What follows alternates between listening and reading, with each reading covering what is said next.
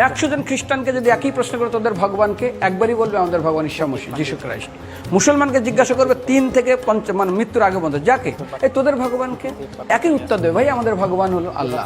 হিন্দুদেরকে যদি একই প্রশ্ন করা হয়, ভাই তোদের ভগবানকে, কনফিউজ। 100% হিন্দু 100% কনফিউজ, জানে না ভগবানকে। দ্বিতীয়ত, যদি তুমি মুসলমানকে জিজ্ঞাসা হয় তোরা মসজিদে কেন যাচ্ছিস, ওদের শেখানো হয় মসজিদে যেতে হবে নামাজ আদায় করার জন্য। সপ্তাহে ওরা 100% একদিন মসজিদে যাবেই। তুমি যদি খ্রিস্টানদের জিজ্ঞাসা করো তোমরা কেন কোথায় যাবে, কোথায় যাও না, আমাদেরকে একদিন তারা চার্চে যাবে। কেন?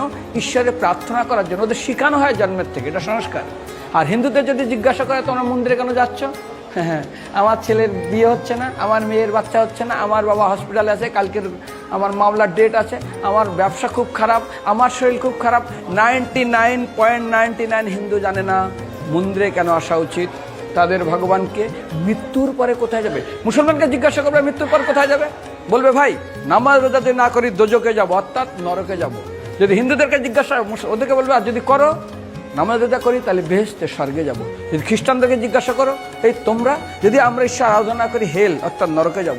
যদি বলা হয় যদি করো ঈশ্বর আরাধনা তাহলে তোমরা হেভেন স্বর্গে যাব। আর হিন্দুদেরকে বলে যে তোমরা মরার পরেই 99% হিন্দু এটাই বলে, মিথ্যাই বলে, আমার বাবা স্বর্গে গিয়ে বসেছে। তোর বাবা কি জমি কেনা আছে নাকি স্বর্গে?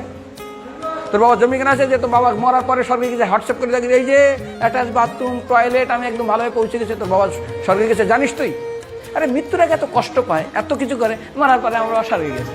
আরে যখন পুলিশে কোনো কয়েদি কোনো অপরাধীকে ধরে 2-4টা ডান্ডা মারে, তারপর থানায় গিয়ে আরো ট্রিটমেন্ট করে, তারপরে কোর্টে বিচারে, তারপর জেল কাটে, মৃত্যুর আগে এত কষ্ট করে আমরা মারা যাই, মারা পরে আমরা স্বর্গে গিয়ে বসে আছে, ওর বাবার জন্য জমি কেনা আছে না।